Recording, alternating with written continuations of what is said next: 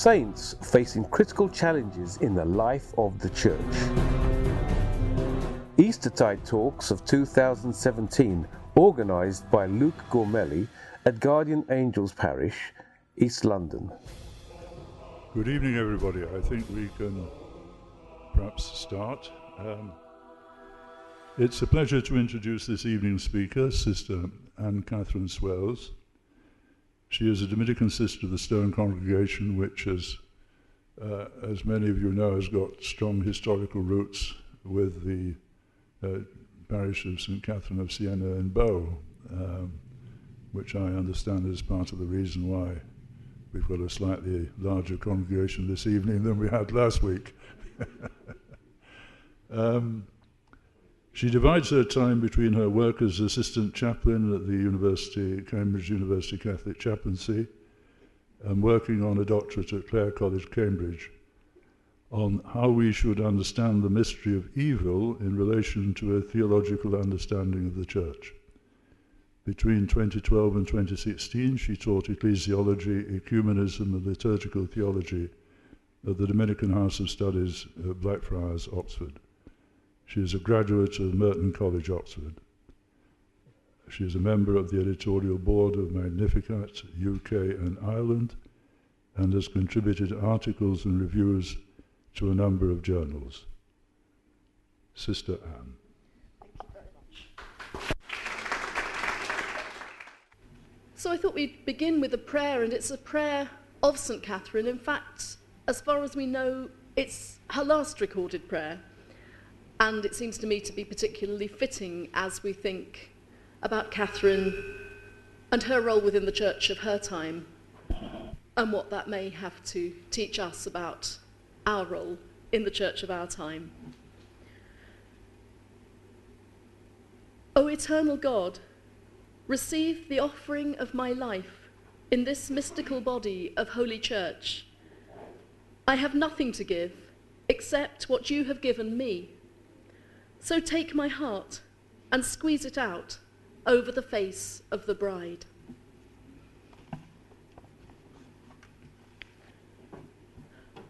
So first of all, a word of explanation about the shape of tonight's talk.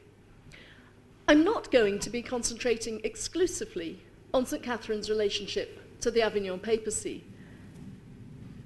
Catherine's role in bringing the Pope back from Avignon to Rome is certainly one of the most dramatic and celebrated episodes of a generally fairly colourful life. And of course I'll be talking about it, but I want to set it in the context of her life as a whole, in order, I hope, to show how, in being very much a woman of her own time, she is equally very much a woman for our time. And that too possibly needs a word or two of explanation. When I say that St. Catherine is a woman of her time, one of the things I mean, I suppose, is that she is not a woman of our time. And therefore the way she behaves is not necessarily to be emulated straightforwardly. We can, of course, look to her, as to all the saints, for an example as well as an intercessor. But following the example of the saints doesn't mean trying, inevitably unsuccessfully, to turn ourselves into photocopies of them. Now, there's partly a serious theological reason for that. We are all in God's image, but all of us are uniquely so. God doesn't want any of us to be a replica of St. Catherine of Siena. He wants us to be the original Saint N of wherever. St. Anne Catherine of Cambridge, in my case, God help the people of Cambridge, whoever of East London, I presume in most cases, in yours. But it's also because the past is indeed a foreign country where they do things differently. Now, in some cases, that's a matter of regret, of course.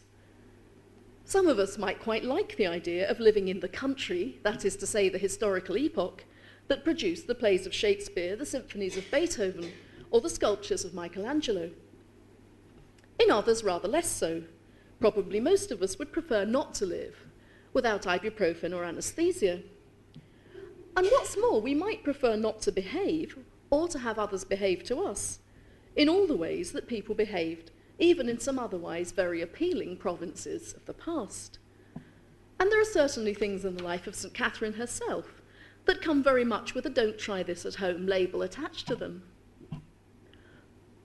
But more importantly, not only is the past a foreign country where things are done differently, but in many cases, perhaps because, so to speak, we don't speak the same cultural language as they did in that country, we can't necessarily know with certainty what it means that things were done differently in the way that they were. Whilst it is, of course, possible and illuminating to see parallels between events at different points in history, there's a BBC radio series devoted to just this. I think it's called The Long View, or Taking the Long View. And that is indeed the point, as I understand it, of this admirable series of lectures. But whilst it is possible and illuminating to see such parallels, we always have to bear in mind that we don't have immediate access to the past. So whenever we think that we do spy such parallels, such similarities, we have to be reticent about claiming too much, claiming that the situation we find ourselves in is a kind of carbon copy of the situation that we're reviewing at a distance of centuries, and therefore wary of thinking that our behaviour can or should be identical to that of our forebears. We have accounts of events written in the past by eyewitnesses, of course. But of course, not only is every account of an event inevitably somebody's event, and therefore equally inevitably not the whole story, but just because accounts from the past are written in the language of the past, we can't be absolutely sure that we understand them with total accuracy. For instance, is a 14th century enthusiast for crusades, which St. Catherine certainly was, speaking the same kind of language, doing the same kind of thing with language, as someone using superficially similar language would be doing today? And in turn, since all of this means we can't know with crystal clarity what characters from the past were really like, it is, of course, fatally easy for all of us to make them in our own image. There are certainly different St. Catherines out there who reflect, frankly, the preoccupations and prejudices of those who write about them.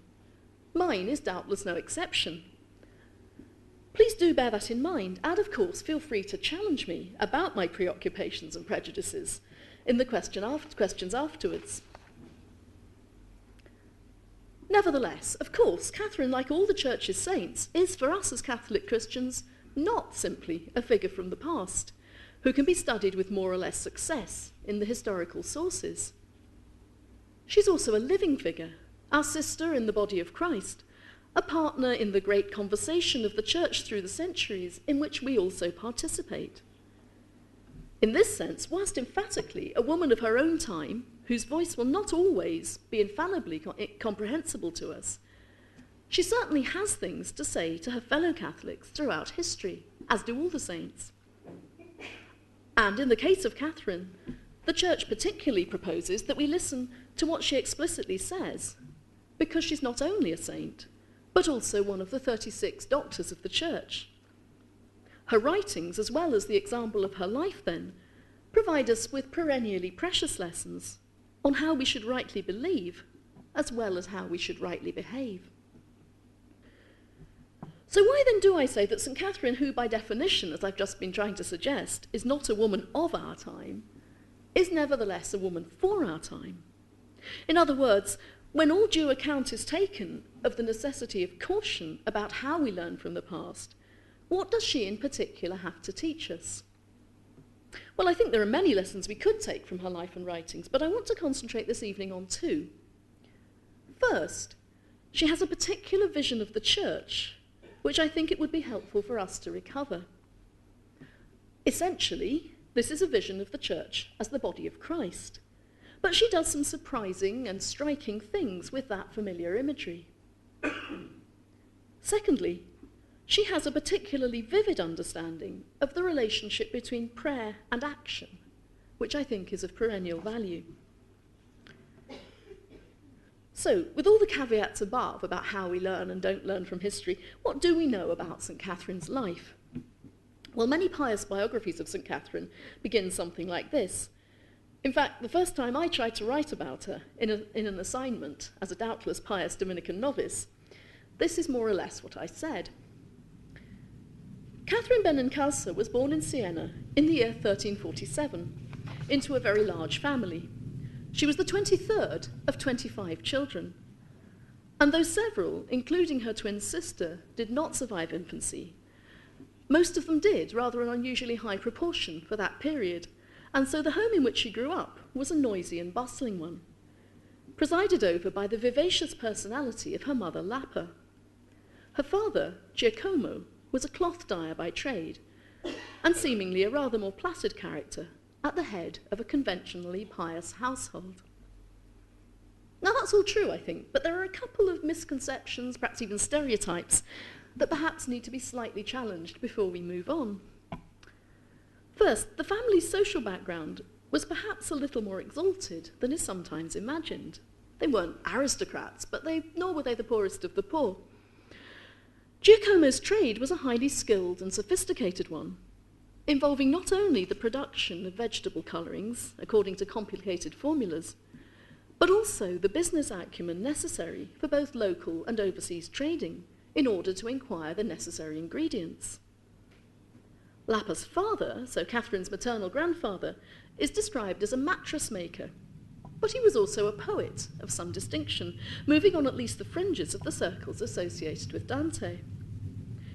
The district in which they lived was far from the poorest in Siena, and when the population of Siena was dramatically reduced by the Black Death during Catherine's infancy, by 60% according to one estimate, seemingly no one living in the Benincasa family house succumbed, plausibly because they were able to escape the city for the healthier atmosphere of the surrounding countryside, where they owned a small farm and vineyard.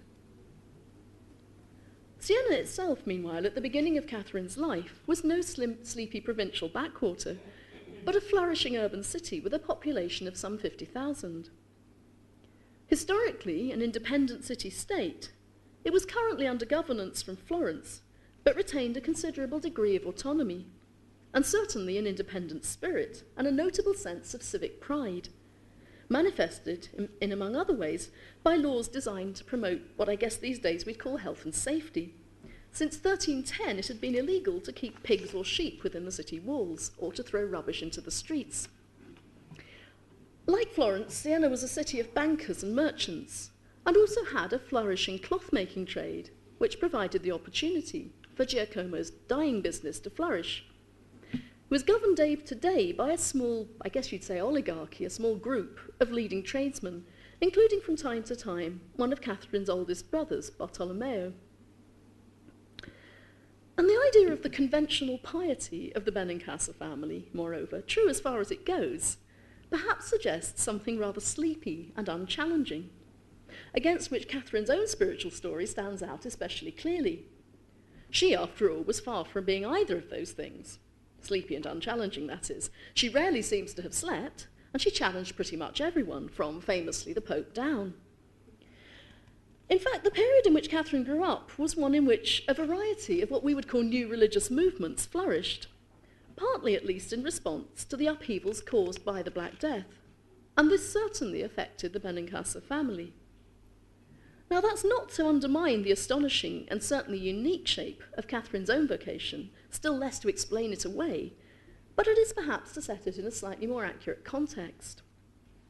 Catherine's brother Bartolomeo, for example, married into the family of Giovanni Colombini, a wealthy merchant who had a midlife conversion experience, which led him to renounce his former way of life, give away most of his property, have himself publicly scourged in front of the town hall, dress in rags and volunteer in the local hospital, and, which finally drove the authorities of Siena to exile him from their territories, preach publicly against the evils of money-making. His wife apparently was more conventional. After his conversion, she complained that his new commitment to gospel poverty was all very well, but it had reduced her to a state of abject penury. He pointed out, somewhat aggrieved, that she had, in their earlier married life, prayed for him to become more generous, to which apparently she replied, "I prayed for rain, not for Noah's flood."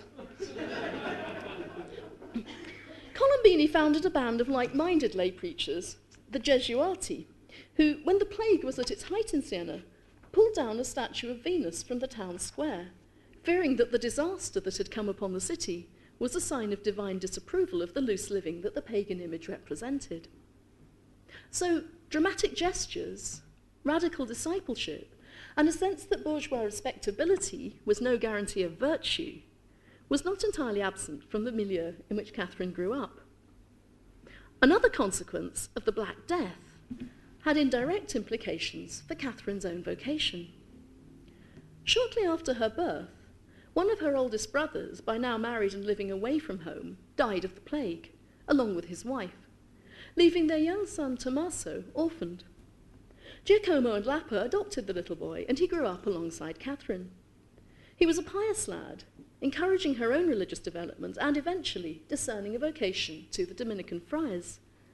Now, what part this played in the development of Catherine's own attraction to the order is, of course, hard to assess in detail, but I think it's difficult to believe that it had no significance. From a very early age, Catherine seems to have been attracted to a life of solitude and prayer, and when she was just 6 years old, she received her first recorded vision of Jesus, surrounded by some of the apostles. This is a kind of seminal moment in her life to which we'll come back. She saw Christ on the roof of the Dominican church in Siena, when she was returning from a visit to one of her married sisters on the other side of town. And it seems to have been the beginning of her sense of a vocation to both a life of contemplative prayer and to the order of preachers. One of her first biographers, Blessed Raymond of Capua, who was also her confessor and himself the Master General of the Dominicans, tells how, not much later, she dreamed of disguising herself as a man, so that she might be able to go and live with the Dominican friars. She was just 7 when she made a private vow of virginity, promising that she would have no bridegroom except Christ. Though whilst this is shockingly precocious, we should remember that 12 was considered a marriageable age in medieval Italy, so it's not quite like a 7-year-old today doing that. Unsurprisingly, however, her parents hoped for a more conventional son-in-law. And for a while, Catherine herself seems to have wavered in her resolve, as during her adolescence, her older married sister Bonaventura taught her how to use makeup and dye her hair. When, however, Bonaventura died in childbirth, Catherine reverted with renewed intensity to her original intention, much to her parents' disapproval, and took up physical penances in reparation for what she saw as her lax behaviour, to an extent, interestingly enough, which caused her own confessor to urge her to be more restrained with herself.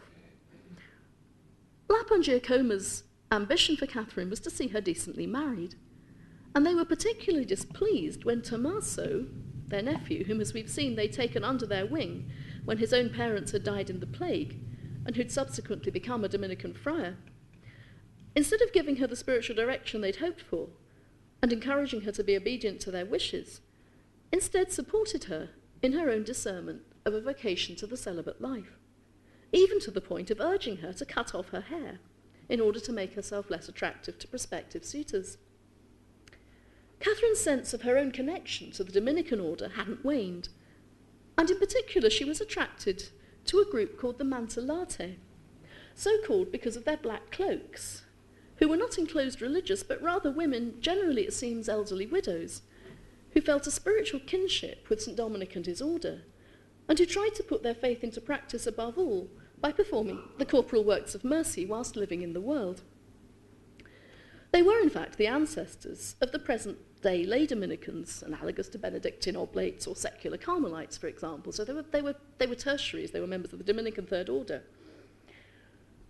Catherine's family attempted to dissuade her from this vocation by effectively treating her as a slave in her own home, possibly at least partly in order to bring home to her what would happen if she didn't find a husband, and thus the opportunity to be in charge of a household of her own. But it wasn't only her family who objected. The Mantellate themselves had profound reservations. Catherine was young and strikingly attractive, and they feared potential scandal. The period of trial before she admitted was therefore a long and frustrating one for Catherine. Eventually, however, they agreed to her admission, according to some accounts, after she'd been stricken with a disfiguring disease, leaving her face pockmarked. Her father, meanwhile, was reconciled to it, having seen a dove hovering over his daughter's head while she was at prayer, and taking this as a sign that the Holy Spirit had inspired the desire in her. After her admission to the Mantellate at the age of around 16, Catherine became for 3 years a kind of domestic hermit, only leaving the house to attend Mass. It was a period of intense solitary prayer and communion with the Lord, and also of intense penitential practices. We might have legitimate reservations about the wisdom of some of that, though not, I think, any about Catherine's motivation. The period of withdrawal came to an abrupt end when, Catherine firmly believed, the Lord himself ordered her to leave the seclusion within the house and go and minister his love to her neighbours. Towards the end of her 3 years' solitude, it seems, she came to reflect that God had called her to the life of a Dominican tertiary, not that of a cloistered nun. Her vocation did require her to go out in charity, active charity, to others. But she did feel great anxiety about that, fearing that it would be a distraction from her life of prayer. The answer she received in prayer is justly famous, as a kind of summary of her spirituality from that point on. She heard the Lord say, "I have no intention of parting you from myself, but rather of making sure to bind you to me all the closer by the bond of love for your neighbour.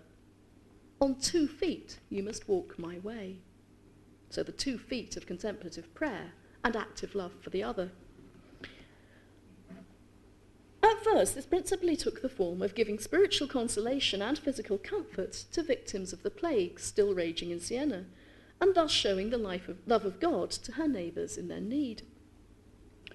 This period of her life is full of stories of her tenderness and patience with those whose sickness had made them frightened or embittered. During this time, too, she began to gather around her a group of disciples. She had no formal education or theological training, but people of an astonishingly wide variety of backgrounds naturally seemed to find in her someone who drew them closer to Christ. The group that crystallized around Catherine called themselves her family, though they also came proudly to adopt the nickname originally given to them in contempt, the Catherinati.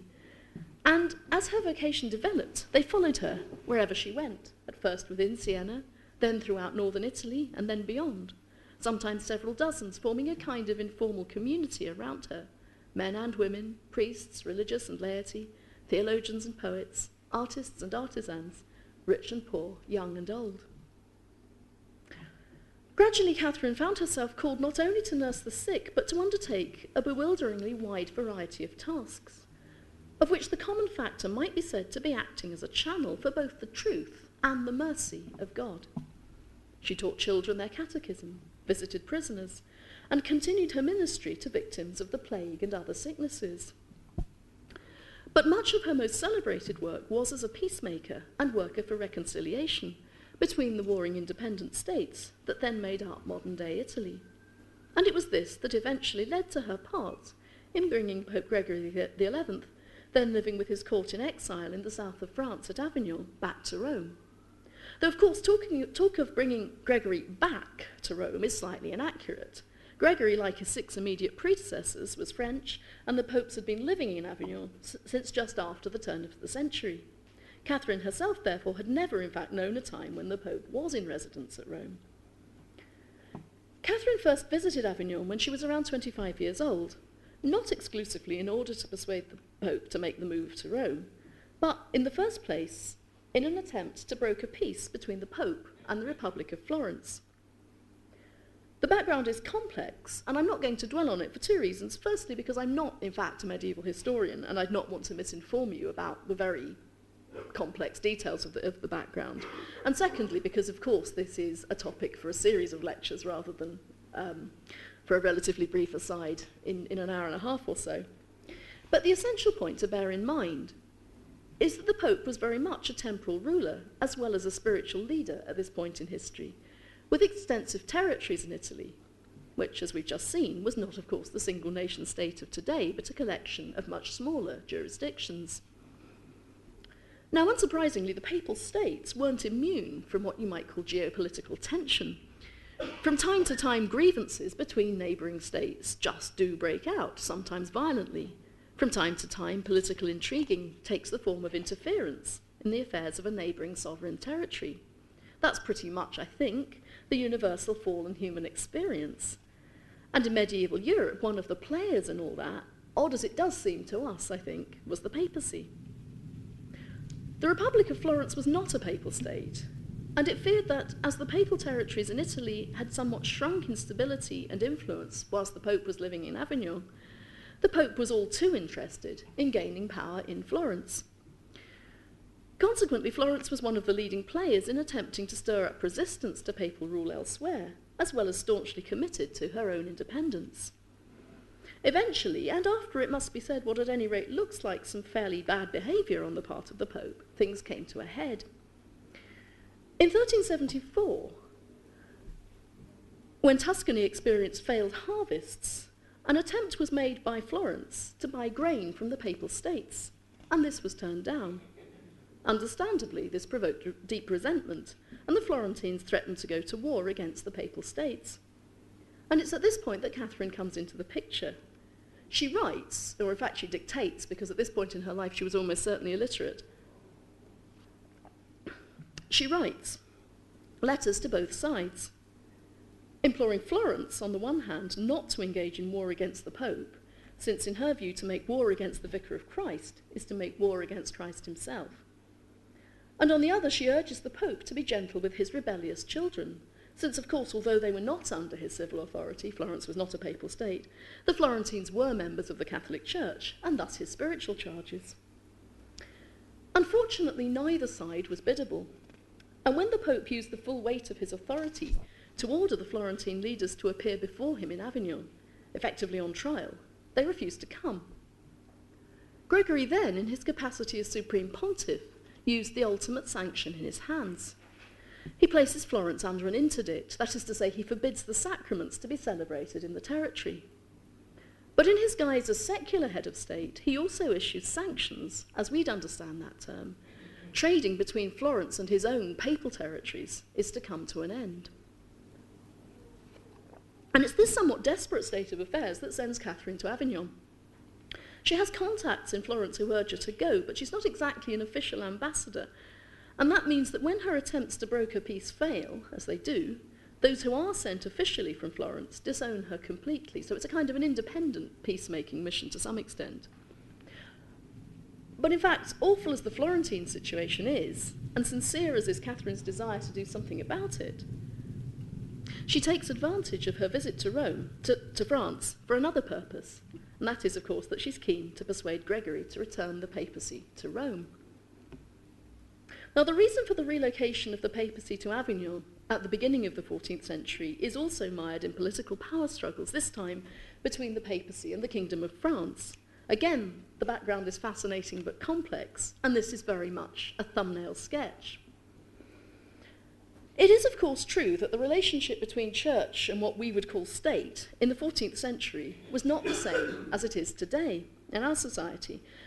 And that's one reason why we can't simply assume that the behaviour of even very great saints in the Middle Ages provides us with an example to be slavishly copied in our very different circumstances. But it's an oversimplification of another kind to imagine, as I think perhaps we sometimes do, that before the Reformation everything in the garden was lovely, that there was never any tension between civil rulers and religious leaders in Catholic Europe in the Middle Ages. As we've seen, the very fact that at this period the Pope was both the politically significant head of state and Supreme Pontiff brought him, as sovereign of the Papal States, from time to time into political conflict with rulers of other jurisdictions. Moreover, sometimes the civil authorities in non-papal territories, such as England or France, whilst considering themselves loyal children of the Church, resented the extent to which the authority of the Pope and the local hierarchy overlapped with their own. In England, of course, we can think of the example of St. Thomas Becket, Archbishop of Canterbury, and his conflict with Henry II. In the Kingdom of France, around a century later, there was an ongoing clash between Pope Boniface VIII and King Philip IV, which centred on rather similar issues, especially the right of the clergy to be tried in church courts and the question of taxation. Philip, like Henry II of England before him, felt that clerics charged with criminal behaviour should undergo the same form of trial as lay people, whereas canon law and church courts tended towards more lenient sentencing. He also held that since the clergy enjoyed the material benefits paid for by taxation, they should be required to make their own material contribution to that. And Boniface disagreed. In 1302, after decades of wrangling over the precise limits of temporal and spiritual power, Pope Boniface VIII issued the bull Unam Sanctam, which opens with the uncompromising assertion, "It is necessary for salvation that every creature be subject to the Roman pontiff." Now, the context makes it clear. That sounds kind of pretty hardcore, right? I can hear some nervous giggling out there. The context makes it clear that it's actually perhaps even more hardcore than we might initially think. It's not simply a matter of ecclesiology as we normally understand that term today. It's not simply that the Pope is talking about how salvation depends on membership of the one visible church. The necessity of being subject to the Roman pontiff isn't here being contrasted with some alternative vision of spiritual oversight amongst Christians. Rather, Boniface is arguing that the temporal power of Catholic kings should itself be subject to his power as pontiff. To this end, he invokes the episode in St. Luke's Gospel when, at the conclusion of the Last Supper, the disciples tell the Lord that they have 2 swords, and Jesus replies, "It is enough."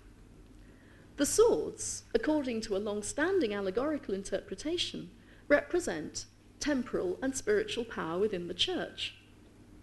Boniface makes the point that one of these swords, the temporal, should be subordinate to the other, the spiritual, and thus the authority of earthly princes should be subject to that of the successor of Peter, Prince of the Apostles.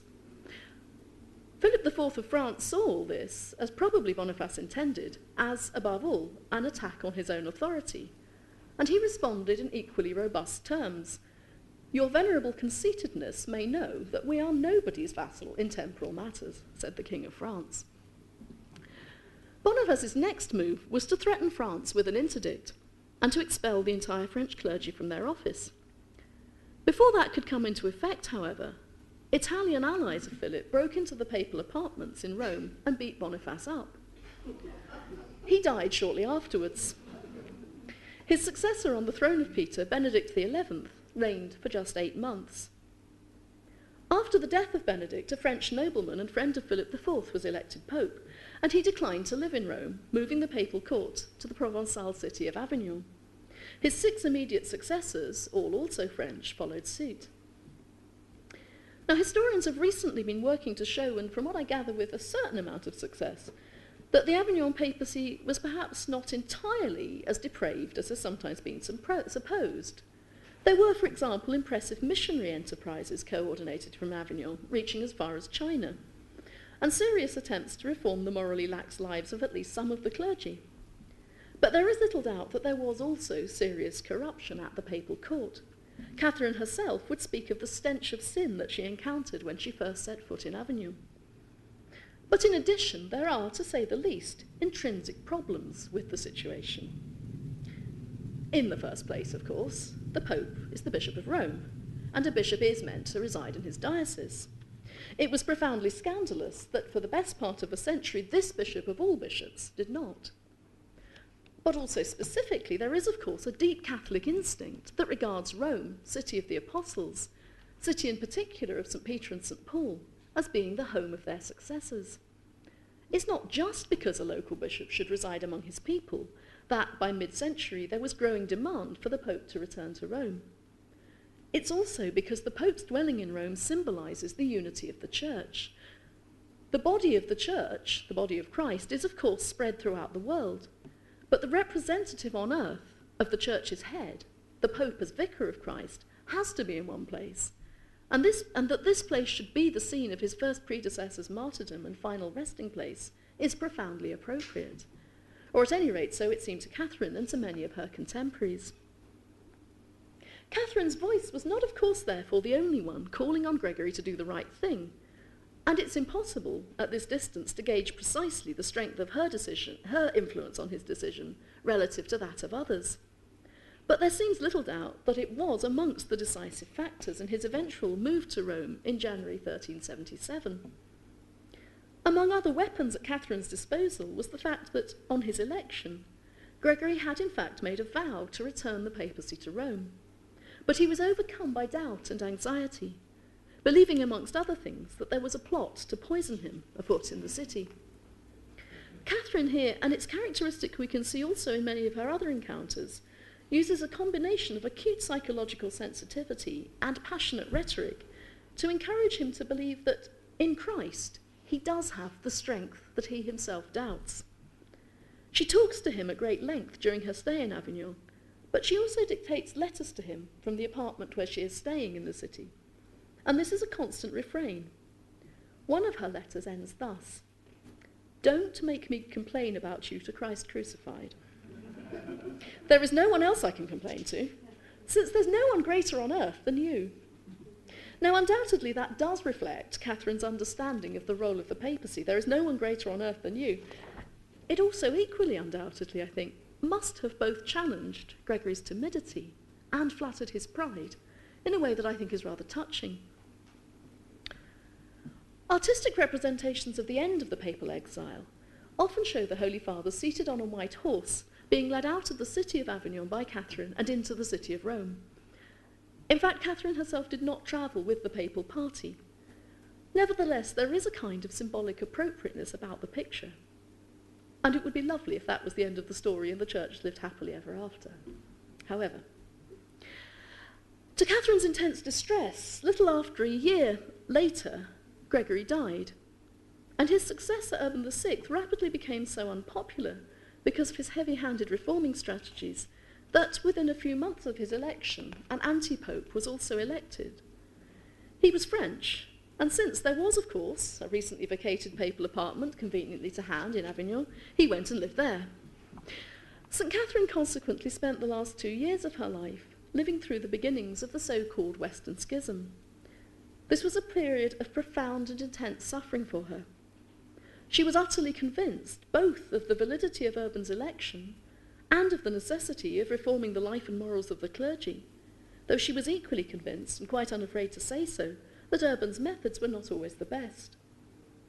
When Urban summoned Catherine to Rome, she went willingly to give whatever support she could to the one she held to be the true successor of Peter. From late 1378 to January 1380, she visited St. Peter's Basilica every morning and remained there in solitary prayer for hours, imploring God's mercy on the Church. And in the afternoon, she continued her diplomatic activity by writing endless letters to the leaders of Church and State, begging them to bring the schism to an end by uniting around Urban as the validly elected Pope. Throughout this period, her health was deteriorating, until at the end she could barely walk, but continued to semi-crawl to the basilica until even that became impossible, and she could do nothing except offer her life as a sacrifice for the Church in unceasing prayer. She died on the 29th of April in the arms of one of the closest among her family, the Catherinati, aged, appropriately enough, 33. So what are the lessons we can draw from all this? What does this doctor of the Church have to teach us at this very different moment in the life of the Church? Well, first of all, if you remember, I suggested that she has something important to tell us about the Church herself. Catherine makes in one of her letters an extraordinarily simple but also an extraordinarily bold claim, an answer to the implicit question, what or who is the Church?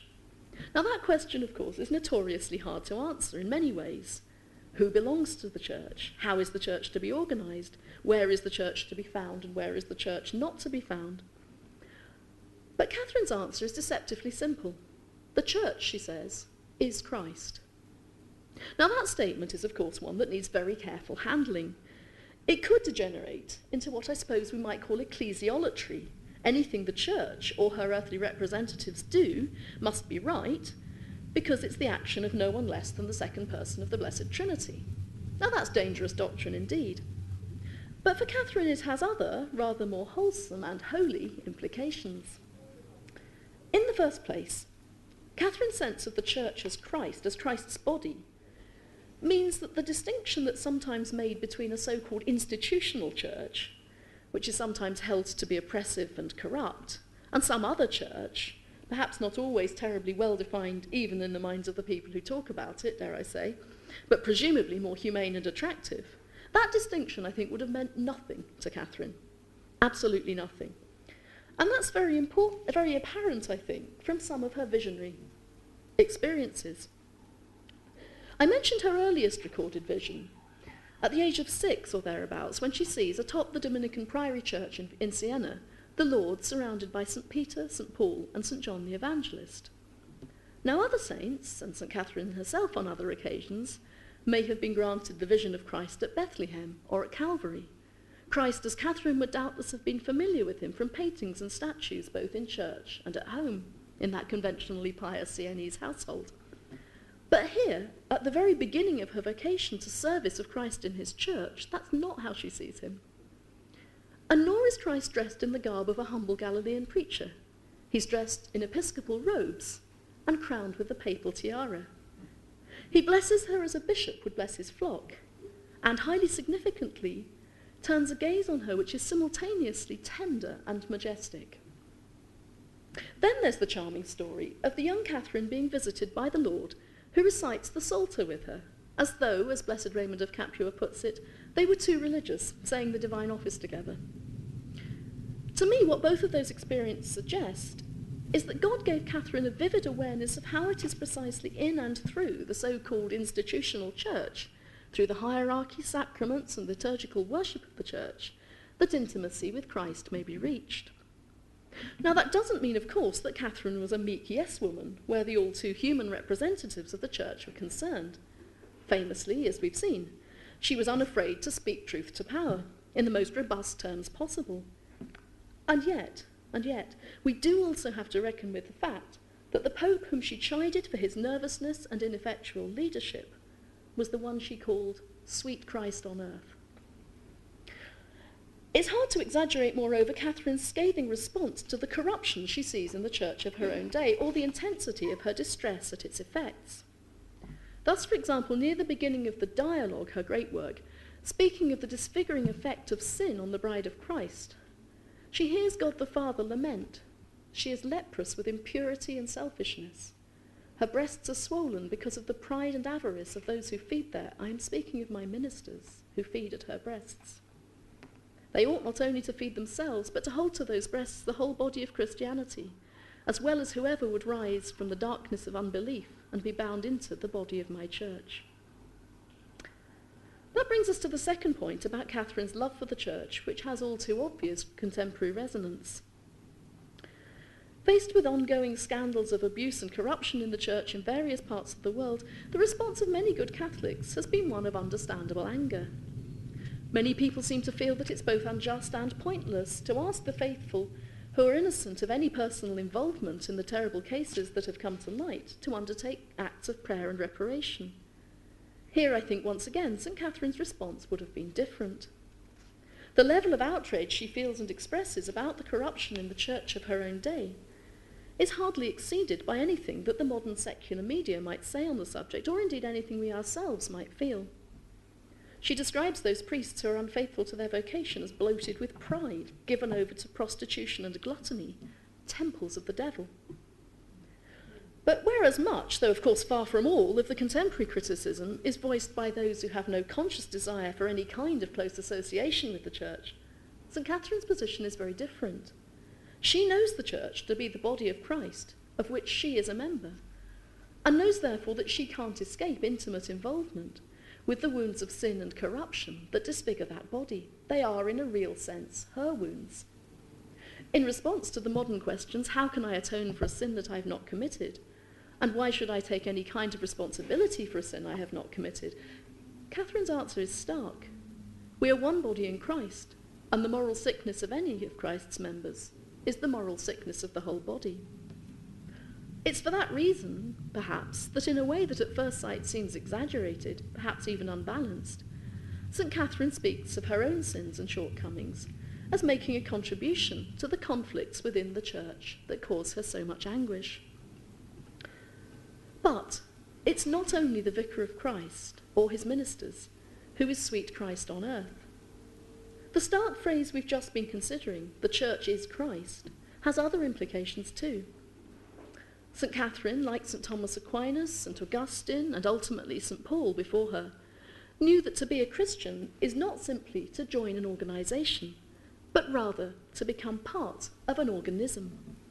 As the fathers of the church love to point out, the light of the risen Christ that knocked Saul off Saul of Tarsus so decisively off course on the Damascus road, is the key to understanding our true identity and our true